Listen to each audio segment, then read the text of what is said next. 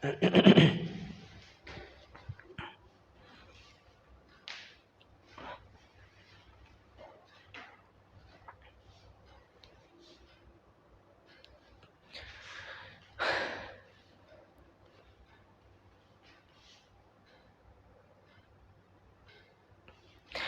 Aspirants, very good morning. मैं कादिर अली एक बार फिर से आ गया हूँ भरपूर एनर्जी के साथ इस सुबह की शानदार शुरुआत करने, आपके ख्वाबों को नया पंख देने, ताकि आपकी उड़ान ऊंची से ऊंची होती जाए और फाइनली वहाँ जाकर रुके जिसका ख्वाब आज रोज़ देखते हैं, जिस ख्वाब को पूरा करने के लिए आप 16 से 18 घंटे रोज़ बैठते हैं, दुनिया से दूर, अपनों से दूर, रिश्तेदारों से दूर मशक्क़त करते हैं खुद के साथ। मैं कुछ ख़ास भी बताना चाहता हूँ, मैंने जी है उस ज़िंदगी को। जब मैं खुद प्रिपरेशन के दौरान था 2011-12 की बात है, नेहरू विहार और क्रिश्चियन कॉलोनी के आसपास जब मैं रहता था, मैंने देखा है उस जद्दोजहद को, उस कोशिश को कि आज किसकी सीटिंग ज़्यादा होगी, आज किसका टारगेट पूरा होगा, आज डिबेट में कौन ऊपर जाने वाला है, किसके फैक्ट्स ज़्यादा आ रहे हैं। बहुत शानदार हुआ करती थी वो ज़िंदगी। इस सफ़र में मैं आपके साथ चलना चाहता हूँ, आप मेरे साथ चलो, और आपके इस सफ़र में अगर आपको आगे बढ़ाने में 1 इंच भी मैं हेल्प कर पाया, तो जो कसक इस दिल में है थोड़ी सी, वो कसक मेरी पूरी हो जाएगी आपके सक्सेस के थ्रू। ठीक है, मैंने आपको कल भी बताया था कि इसमें मैं क्या करने वाला हूँ। इसमें मैं प्रीवियस ईयर CSAT के जितने भी क्वेश्चंस हैं वो सारे का सारा सॉल्व कराऊंगा, और उसमें भी स्पेसिफिक जो मेरा सेगमेंट है लॉजिकल रीजनिंग का, तो आपके CSAT के लॉजिकल रीजनिंग का it means out of 80 almost 25 questions, और अगर अपन 25 क्वेश्चन सॉल्व कर लेते हैं प्रॉपर एक्यूरेसी के साथ, तो आपको पता है कि ऑलमोस्ट 60-62 नंबर के आसपास आपका आ जाएगा। और क्वालिफाई करने के लिए सिर्फ कितना चाहिए होता है, 66, यानी कि 33%। ठीक है, तो करते हैं इसकी शुरुआत। मैं इसमें 2 चीज़ें आपको आज कराने वाला हूँ। पहला तो ये कि क्वेश्चन वाइज, चूंकि 2023 का मैंने पेपर लिया तो क्वेश्चन वाइज सॉल्यूशन करेंगे, लेकिन आज के पेपर के साथ हम ये भी क्लियर कर लेंगे फाइनली कि हमारा कौन कौन सा चैप्टर है जिस पे पकड़ बनाने की ज़रूरत है, कौन कौन सा चैप्टर है जिससे क्वेश्चन आता है। और ये बच्चों, मेरे को ऐसा लगता है कि 2-3-4 जो सेट है प्रीवियस ईयर्स का, वो अगर अपन लगाए तो हमारे दिमाग में एक कॉन्सेप्ट जनरेट हो जाता है कि हाँ ये चैप्टर पढ़ना पड़ेगा। तो आज साथ में क्वेश्चन तो सॉल्व करेंगे, क्वेश्चन का सॉल्यूशन बताऊंगा, उस क्वेश्चन से रिलेटेड पैटर्न बताऊंगा, लेकिन साथ में हम ये भी क्लियर कर लेंगे कि कौन सा चैप्टर है जिसको पढ़ना है, ताकि उस चैप्टर को डिटेल्स में पढ़ें। क्यों? क्योंकि उससे रिलेटेड किसी भी तरीके का क्वेश्चन आए तो आपको सोचने की ज़रूरत ना पड़े। ठीक है, तो चलो शुरू करते हैं इसी पॉजिटिव वर्ड के साथ। सबसे पहला क्वेश्चन देखते हैं क्या है। सबसे जो फर्स्ट क्वेश्चन है हमारा, क्वेश्चन नंबर 5 था ये 2023 के सेट 1 और सेट ए और सेट बी में। तो मैंने बेसिकली सेट ए के क्वेश्चन का जो नंबर है वो रखा है, किसी का सेट बी होगा तो हो सकता है कि क्वेश्चन का नंबर डिफरेंट हो जाए। ठीक है, क्या लिखा है इसमें, in how many ways can a batsman score exactly 25 runs by scoring single runs, 4 runs and 6 runs. देखो वैसे तो ये क्वेश्चन जो है किसका अपन कह सकते हैं, ये इसका प्रोबेबिलिटी के सेगमेंट का क्वेश्चन है, लेकिन इसको अपन बहुत सिंपल वे से सॉल्व कर सकते हैं। आपसे बोला क्या गया है कि आपको 25 रन्स बनाने हैं, लेकिन वो 25 रन बनाने में आपको सिंगल का यूज़ करना है, आपको बाउंड्री लगानी है। बाउंड्री 2 तरीके से होती है, या तो आप चौका लगाओ या फिर 6 कर सकते हो। आप 2 रन, आप 3 रन, आप 5 रन, ये वाला सेगमेंट का एडिशन नहीं कर सकते। क्या पैटर्न होना चाहिए? अच्छा, ऐसा मान ले कि जो सिंगल है, सिंगल को अगर हमने क्या मान लिया, x, ठीक है, x इक्वल टू सिंगल हो जाएगा। अच्छा, उसी तरीके से अगर अपन किसको मान लेते हैं, 4 को, कितने नंबर ऑफ 4s लगेंगे इसको अपन y मान लेते हैं, और कितने नंबर ऑफ 6 लगेंगे इसको अपन z मान लेते हैं। तो कंडीशन बेसिकली क्या होना चाहिए, कंडीशन आपका होना चाहिए 6z, क्योंकि मैंने इसको 6 माना है, प्लस 4y और प्लस x इक्वल टू कितना बनना चाहिए, 25। ये बेसिकली सेगमेंट है, और इस पैटर्न से अपने को इसका सॉल्यूशन निकालना पड़ेगा। लेकिन क्या डायरेक्टली उसको पुट करने से आप वो जो केसेस है वो केसेस फाइंड कर पाओगे? तो आंसर है बच्चों नहीं, थोड़ा सा डिस्क्रिप्टिव इस क्वेश्चन को करना पड़ेगा। मैं एकदम बेसिक से करके दिखाता हूँ, थोड़ा सा टाइम लगेगा, लेकिन आप सीख जाओगे, हमेशा के लिए क्लियर हो जाएगा। एक बार मैं कैमरा चेक कर लेता हूँ। ठीक है, चले, तो सबसे पहले एक बार आप ध्यान से देखो इसको, इसमें क्या क्या कंडीशंस बन सकता है। ऐसा मान लेते हैं कि जो 6 की कंडीशन है, 6, उसके बाद कंडीशन किसकी है, 4 की, और फिर किसकी कंडीशन है, सिंगल की। फर्स्ट केस ऐसा मान लेते हैं कि 6 भी 0 और 4 भी 0, तो नंबर ऑफ सिंगल कितने बनाने पड़ेंगे उनको, 25। क्योंकि ना तो एक भी 6 लगाया, ना तो एक भी 4 लगाया, क्या लगाया उसने, सिर्फ सिंगल। राहुल द्रविड़ बन गए वो, सिर्फ सिंगल सिंगल लगा के सारा। राहुल द्रविड़ से भी ऊपर था चेतेश्वर पुजारा, जिसके पूरे ताकत लगाने के बाद भी 30 मीटर से पार नहीं करा पाते थे वो। खैर कोई बात नहीं, कंपेयर नहीं कर रहे अपन ये। अच्छा, दूसरे कंडीशन में सपोज कर लो कि उसने 6 1 लगा दिया, बाउंड्री उसकी अभी भी कितनी है, 0, तो यहाँ पर उसको कितने लगाने पड़ेंगे सिंगल, 19। समझ आए, 19 और प्लस 6 25, स्कोर टोटल कितना होना चाहिए था, 25। ठीक है, चलो। अच्छा, अभी भी उसका जो 6 है वो एक ही है, इंटू वन, 6 इंटू 1, 6 अभी भी एक ही है। जो बाउंड्री है उसका, वो इस बार उसने बाउंड्री भी एक लगा दिया, तो 6 और प्लस 4 10, मतलब यहाँ पर कितना लगाना पड़ेगा, 15, हो गया 25। 6 प्लस 4 10, 10 और 15 25 हो जाएगा। चलो, अभी भी 6 उसका एक ही रखते हैं और बाउंड्री कितना कर देते हैं, 2, तो यहाँ पर कितना हो जाएगा, 11। क्यों, क्योंकि 4 2 जा 8, 8 और 6 14, 14 और 11 25। नेक्स्ट देख लेते हैं, अगर हम मैंने फिर से 6 इक्वल टू 1 और 4 इंटू 3 कर दिया, तो ये कितने हो जाएंगे आपके, 7, 12 प्लस 6 18 और 7 25। फिर अभी भी मैंने 6 की कंडीशन एक ही रखी, 4 की कंडीशन 4 रख दी, 16 प्लस 6 22, और 22 में 3 ऐड करेंगे, 25। अच्छा, क्या 6 की कंडीशन एक रख के ये 4 की कंडीशन 5 रख सकते हैं क्या, 4 इंटू 5 कितना हो जाएगा, 20, 20 प्लस 6 26, नहीं है, ऊपर चला जाएगा, मतलब ये वाली कंडीशन नहीं हो सकती। तो 6 के कंडीशंस में 0 रख के एकमात्र सिचुएशन था, 6 के कंडीशन में 1 रखने के बाद इतने कंडीशंस आपके बन गए। क्या 6 0 रख के और भी सिचुएशन हो सकता है, ध्यान से सोचो तो आपका आंसर निकल सकता है इसमें, बस यही है क्लू, और कुछ नहीं होता इस सेगमेंट में। मैंने ये 6 का एक ही 0 रखा है, क्या 6 0 रखने के बाद और कंडीशन हो सकता है, बिल्कुल हो सकता है। क्या क्या हो सकता है वो मैं आपको दूसरे पैटर्न में यहाँ पर समझाता हूँ। अच्छा, अभी भी मैंने 6 0 ही ले लिया, और यहाँ पर मैंने 4 इंटू 1 कर दिया, और फिर मैंने 4 इंटू 1 किया, तो सिंगल कितने लेने पड़ेंगे उसको, 21। फिर से मैंने 6 0 4 इंटू 2 कर दिया 8, तो यहाँ पर कितना हो जाएगा, 17। फिर से कर दिया ये 0, यहाँ पे 4 इंटू 3 12, तो ये कितना हो जाएगा, 13। फिर से ये 0, 4 इंटू 4 16, और प्लस क्या हो जाएगा, 9। फिर से 0, 4 इंटू 5, ये कितना हो जाएगा, 5, और ये फिर से 0, तो 4 इंटू 6, और ये कितना हो जाएगा, 24 और 1 25। ये भी केसेस बन गए, 1 2 3 4 5 6 7 8 9 10 11 एंड 12 केसेस बन गए। क्या 12 केसेस ही है, तो आंसर है नहीं, अभी और भी केसेस बनेंगे। 6 का 0 ले लिया, 6 का 1 ले लिया, 6 2 भी तो पॉसिबल है। अच्छा, 6 2 पॉसिबल है, तब क्या केस बनेगा, एक बार ध्यान से देख लीजिए। अच्छा, मैंने अगर 6 इंटू 2 ले लिया और ये 0 ले लिया, 6 इंटू 2 मतलब 12, और बाउंड्री एक भी नहीं लिया तो 0, तो इसको सिंगल कितने लेने पड़ेंगे, 13। अच्छा, अगर 6 इंटू 2 ले लिया और 4 इंटू 1 ले लिया, तो 12 और प्लस 16, और 16 में कितना ऐड करोगे, 9। अच्छा, फिर से 6 इंटू 2 ही ले लिया और 4 इंटू भी 2 ले लिया, तो 6 2 जा 12 और 4 2 जा 8, 12 और 8 20, 20 और प्लस 5 25। उसके बाद फिर से क्या हो जाएगा, 6 इंटू 2 4 इंटू 3 12 एंड 12 कितना हो जाएगा, 24 एंड 1 25। 6 इंटू 2 के साथ भी ये केसेस बन गए। तो अभी ये आपका था कितना, 6 और 6 12, 12 और 4 कितने हो गए, 16। क्या 16 ही है, नहीं, और बन सकता है। और कौन सा केसेस बनेगा, अगर हमने 6 की कंडीशन 3 ले ली, 4 0 लिया, तो 18 और प्लस 7 25।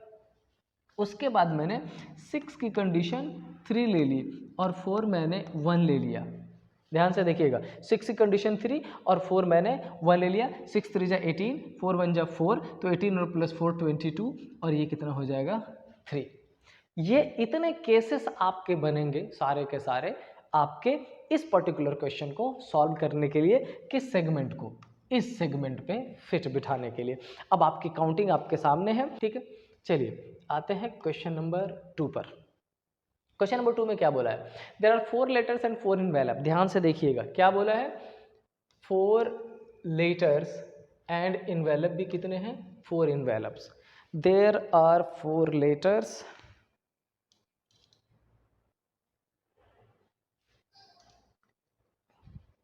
एंड 4 इनवेलप्स।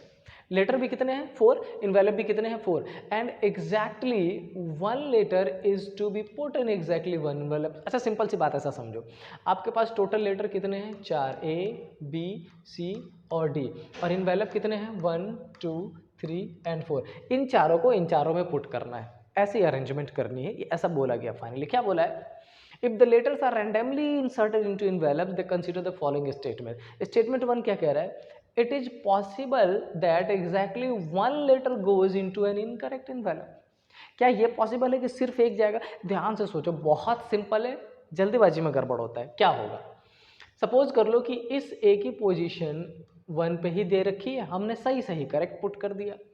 इस 2 की कंडीशन बी में दे रखी है, हमने सही सही 100% पुट कर दिया। अच्छा ये 3 की कंडीशन एग्जैक्टली सी की थी, लेकिन हमने इसको गलती से पुट किस में कर दिया, डी में। अब एक बात बताओ कि अगर आपने एक गलती करी, इसका मतलब किसी और नंबर लेटर्स का इन्वेलप आपने ग्रैब कर लिया, इसका मतलब जिसको आपने छोड़ा वो भी तो गलत हो जाएगा ना। तो ना केवल ये 3 गलत हो जाएगा कि साथ में और ये कौन सा गलत हो जाएगा 4 भी। इसका मतलब अगर एक गलत होगा तो वो साथ में एक और गलत को लेके आएगा, और कितने गलत हो जाएंगे 2। सो करेक्ट आंसर इसमें जो फर्स्ट वाला है ये तो करेक्ट आंसर नहीं है।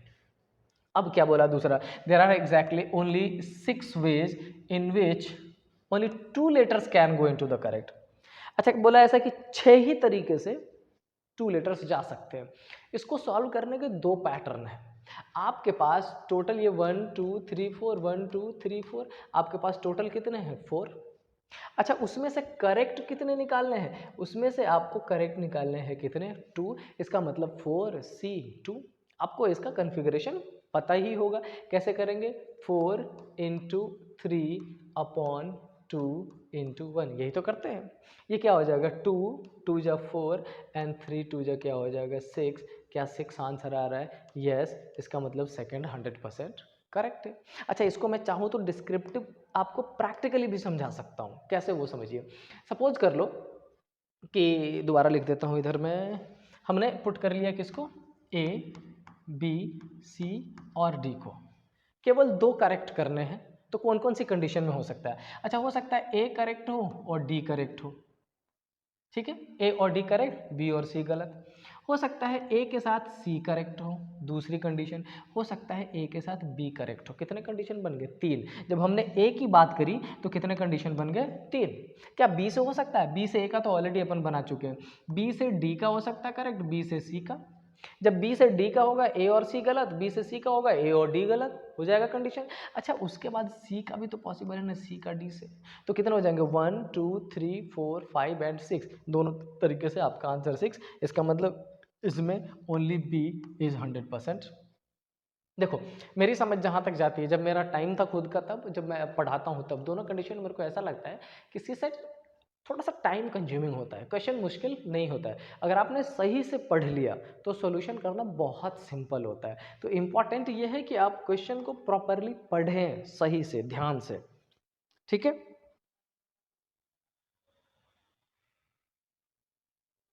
चलिए लगता है इस सेट को 2 क्लास में करनी पड़ेगी, क्योंकि वो एक्सप्लेनेशन में टाइम जा रहा है। तो प्रोबेबली पार्ट 1 और पार्ट 2 बनने वाला है। तो कुछ क्वेश्चन आज देख लेते हैं, कुछ क्वेश्चन कल की क्लास में देखेंगे अपन।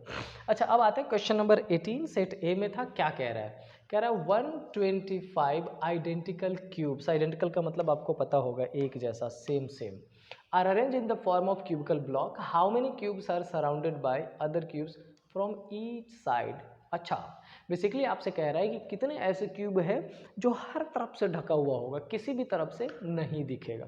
पहले तो मैं इसका आंसर बताता हूँ, फिर मैं आपको इसका पैटर्न बताता हूँ और साथ में अपन ये भी देखेंगे कि ये चैप्टर क्यूब इंपॉर्टेंट है अपने लिए, अपन पढ़ने वाले हैं इसको आगे, ठीक है।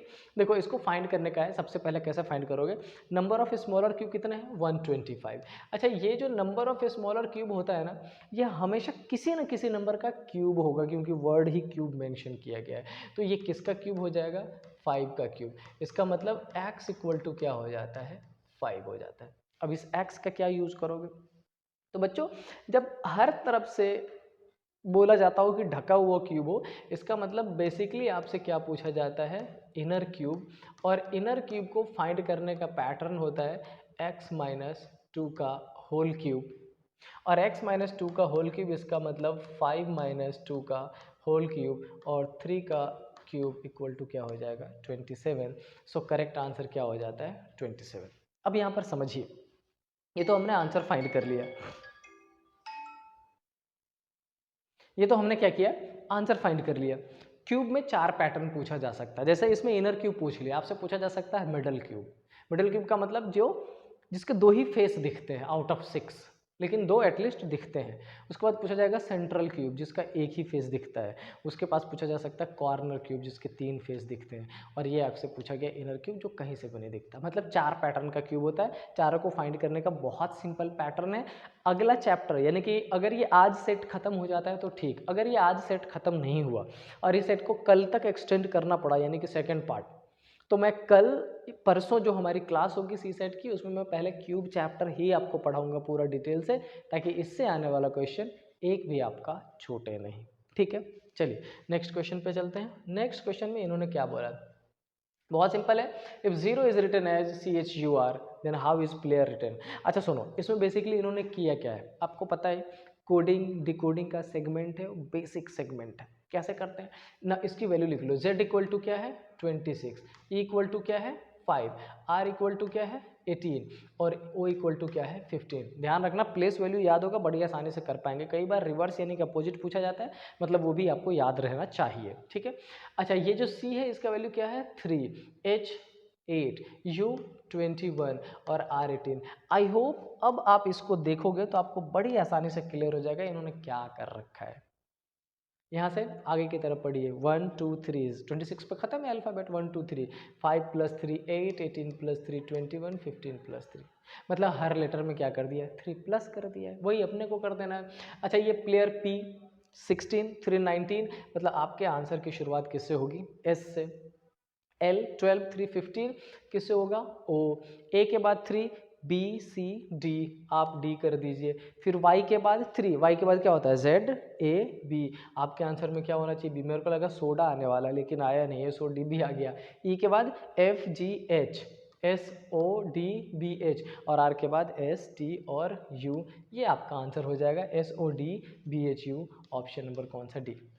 मतलब कोडिंग डिकोडिंग का एक सेगमेंट। एक तो हमने क्यूब देखा, कोडिंग डिकोडिंग देखा, प्रोबेबिलिटी के कुछ केसेस देखे, 3-4 पैटर्न का क्वेश्चन है और एक डिसीजन मेकिंग का था जो हमने सबसे पहला क्वेश्चन किया था। चलिए क्वेश्चन नंबर 6 क्या कह रहा है, consider the following statements and after using all these statements then you have to find how many statement given above are required to old, अच्छा to determine oldest। आपको इसमें क्या करना है, आउट ऑफ जो पर्सन है उसमें ओल्डेस्ट फाइंड करना है, but make sure answer is important but not important. क्यों, कौन ओल्डेस्ट है ये निकालना जरूरी है, बट वो एक्चुअल आंसर नहीं। एक्चुअल आंसर क्या है, इसमें से गिवन 5 में से कौन कौन से स्टेटमेंट रिक्वायर्ड है उस आंसर को फाइंड करने के लिए। और ये चैप्टर अपन पढ़ते हैं डेटा सफिशिएंसी, कौन कौन सा लाइन जरूरी है, कौन कौन सा एम्बिग्यूअस है जिसकी जरूरत नहीं, हटा दें तो काम चलेगा। देखते हैं क्या लिखा है, ए इज ओल्डर देन बी। ये जो ए है ये आपका बड़ा है किससे, बी से। C and D are same as का। अच्छा, ये जो C है वो इक्वल है किसका, D का। E is the youngest, E सबसे छोटा है, मतलब ये टोटल F तक है, यानी कि 6 पर्सन है। तो अपन अगर ऐसा कर ले, और चूंकि C और D इक्वल है तो 6 की पोजीशन नहीं 5 की पोजीशन लेके चलिए, E यंगेस्ट है तो E इस पोजीशन पर आ जाएगा, ठीक है। अब क्या बोला है, F is younger than D। अच्छा, F इससे तो छोटा है, अब समझो f अगर c और d से छोटा है, सॉरी d से छोटा है तो f c से भी छोटा है, करेक्ट है। लेकिन इन सारे ही इंफॉर्मेशन को पढ़ने के बाद फर्स्ट, सेकेंड, थर्ड, फोर्थ, चारों को पढ़ने के बाद भी अभी भी 100% श्योरिटी से आंसर अपन फाइंड नहीं कर सकते। क्या पांचवा पढ़ना ही पड़ेगा? Let's check out. क्या लिखा है? एफ इज ओल्डर देन ए।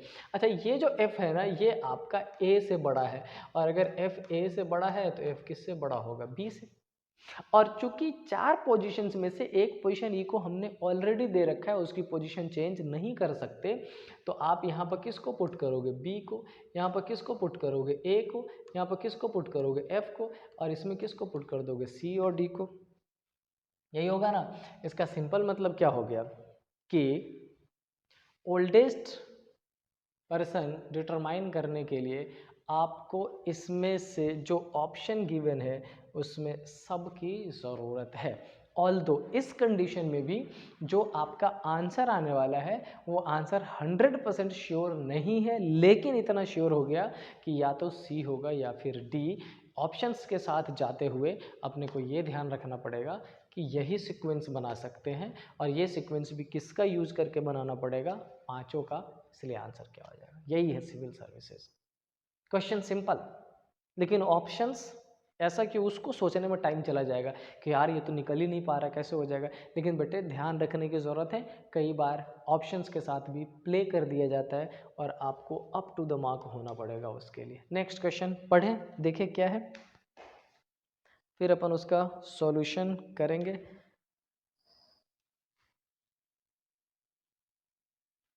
ध्यान से देखिए क्या है नेक्स्ट क्वेश्चन में।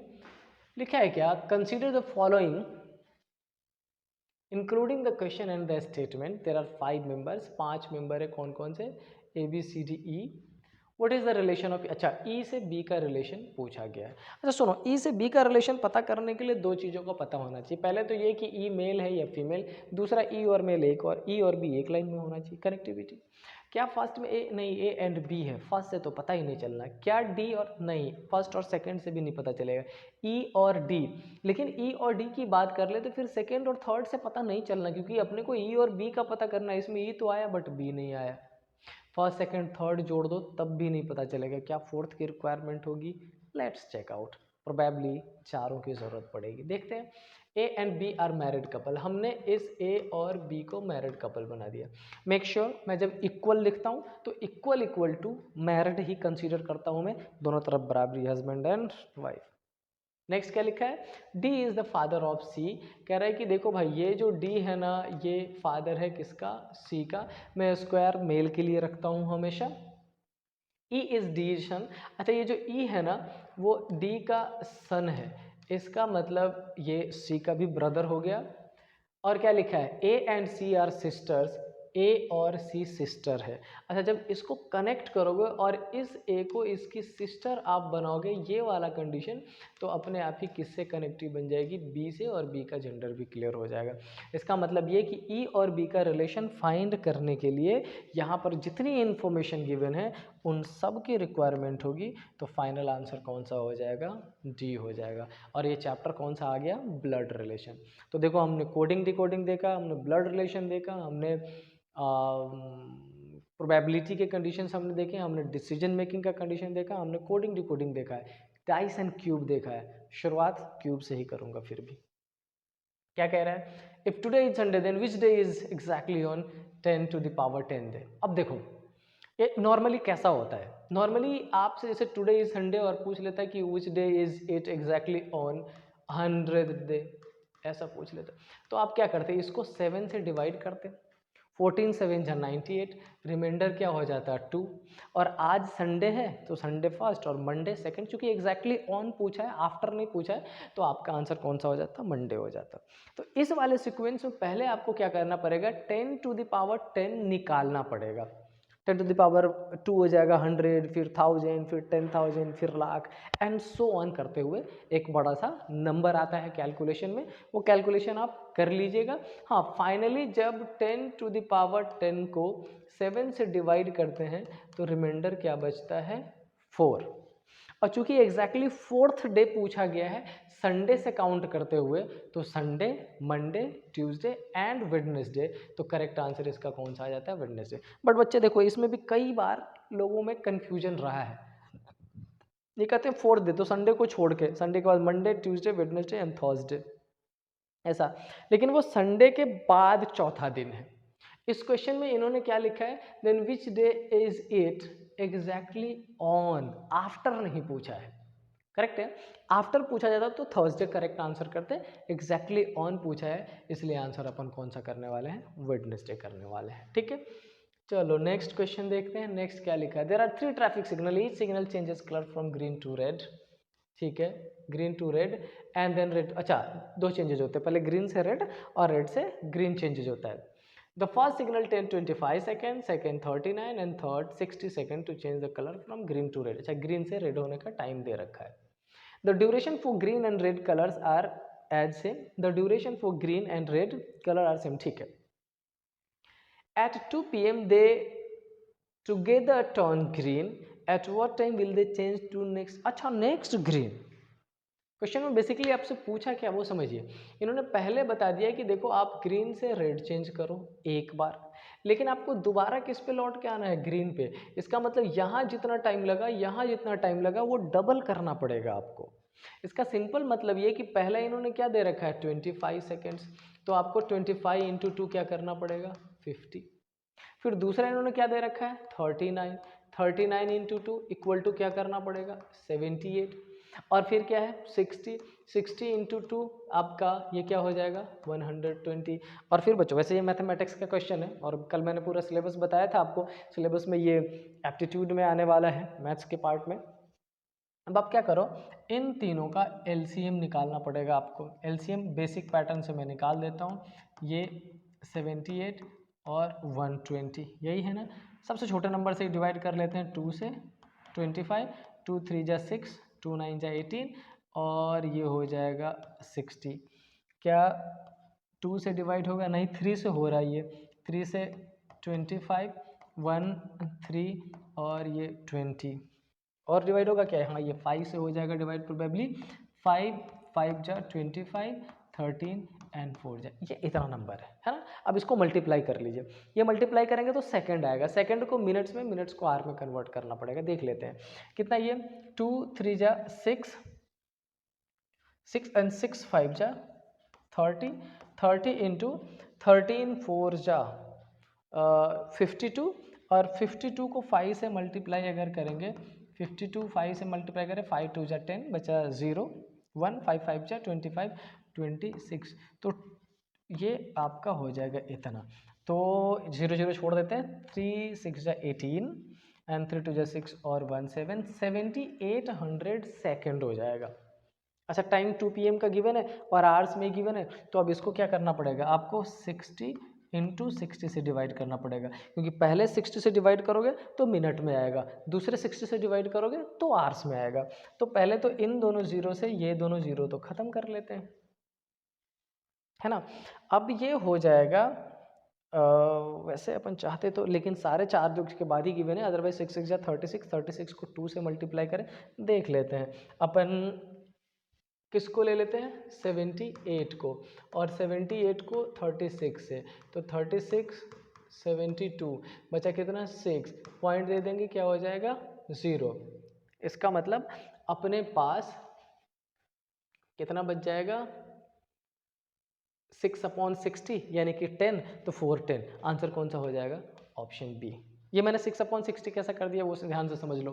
ये अपन यहाँ पर बचेगा क्या? 6, और ये 6 क्या बचने वाला है अभी आपका? मिनट्स में, और ये मिनट्स को आर में कन्वर्ट करने के लिए किससे करते हैं? 60 से, तो क्या हो जाएगा? 1/10 हो जाएगा, यानी कि 10 मिनट निकल जाएगा।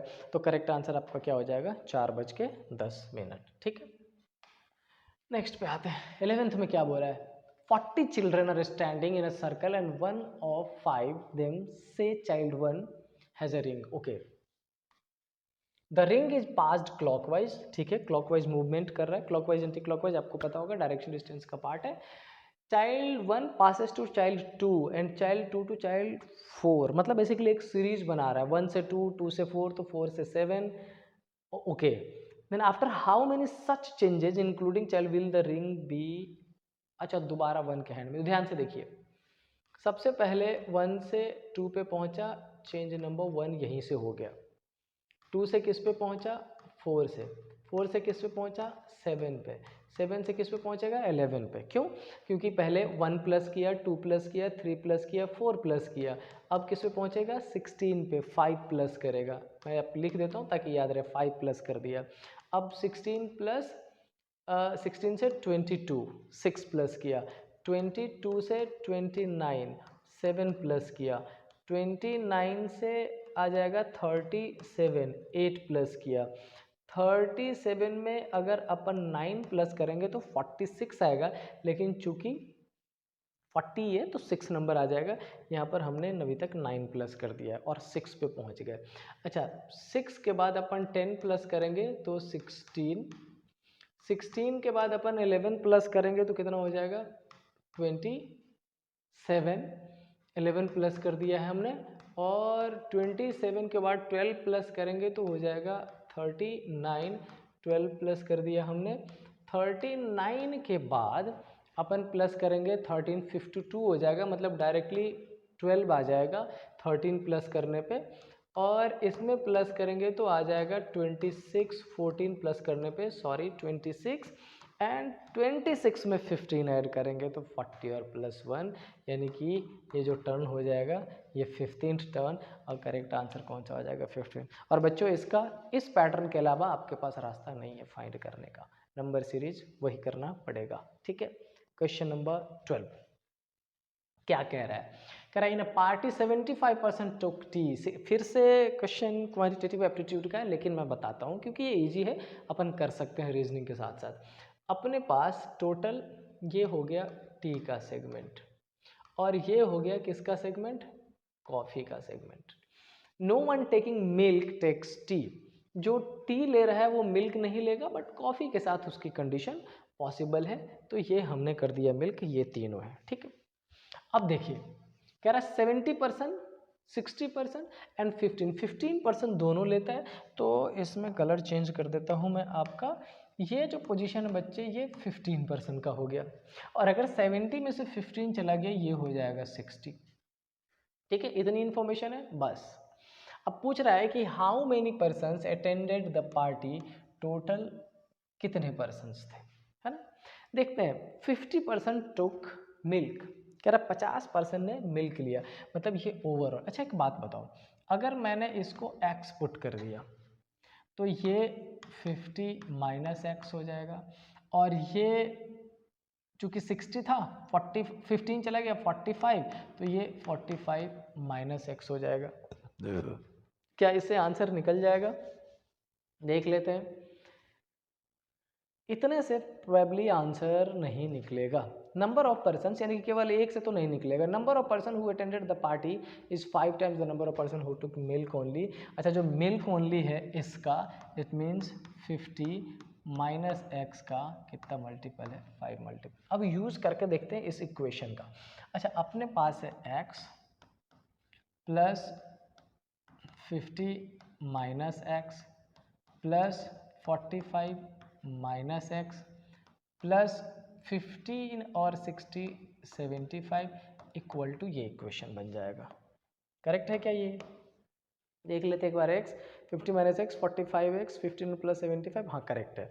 अच्छा, अब इसमें इस x से ये x कैंसिल हो जाएगा, तो आपके पास एक x बच गया माइनस में, और 45 और 75 कितना हो जाएगा, 120 और 170, 170 माइनस एक्स इक्वल टू हो जाएगा 250 माइनस 5x।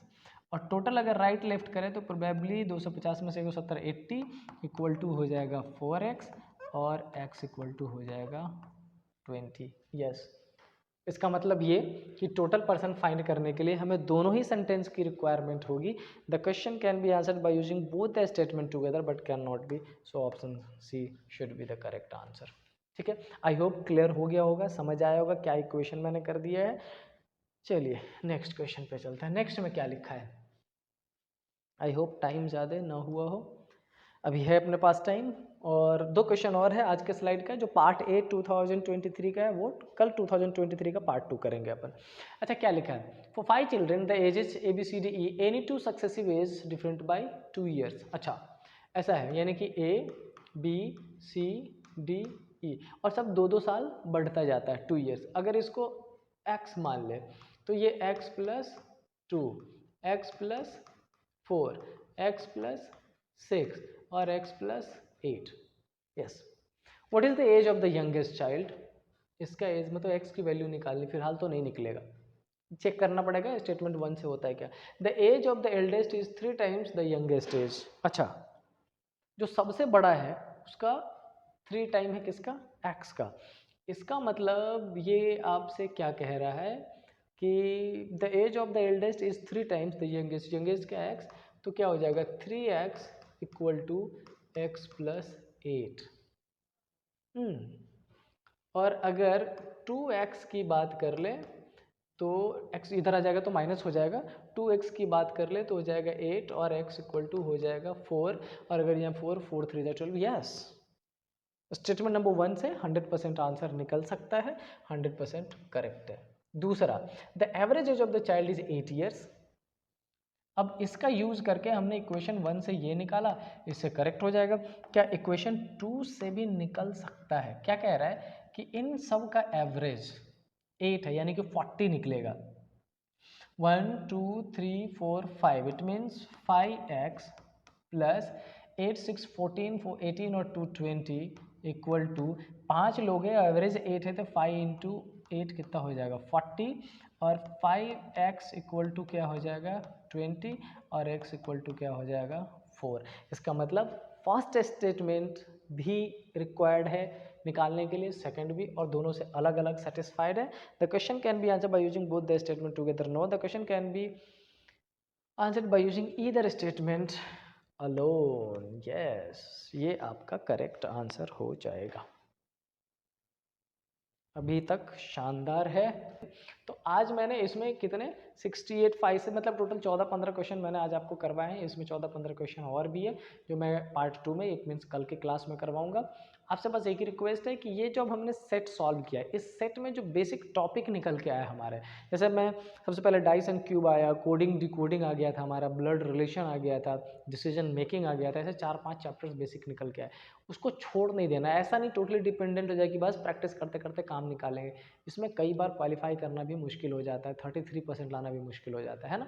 तो अपन करेंगे कि बेसिक्स को पढ़ते चलेंगे। तो नेक्स्ट क्लास यानी कि कल जब इसका हाफ पार्ट करा दूंगा, उसके बाद जो नेक्स्ट क्लास कराऊंगा मैं वो कराऊंगा डाइस एंड क्यूब का, क्योंकि उसके क्वेश्चंस हर साल आते हुए दिखे हैं, अलग अलग पैटर्न के दिखे। ठीक है, चलिए तो कल मिलते हैं अपन फिर से नेक्स्ट क्लास में सुबह शार्प 8 बजे। तब तक जय हिंद।